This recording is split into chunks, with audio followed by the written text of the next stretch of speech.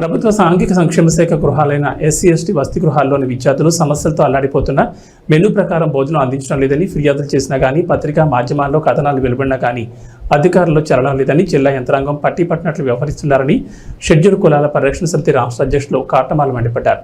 ఈ సందర్భంగా షెడ్యూల్ కులాల హక్కుల పరిరక్షణ సొసైటీ రాష్ట్ర అధ్యక్షుడు కాటమాల చెన్నకేశ్వరరావు మీడియా సమావేశం నిర్వహించారు.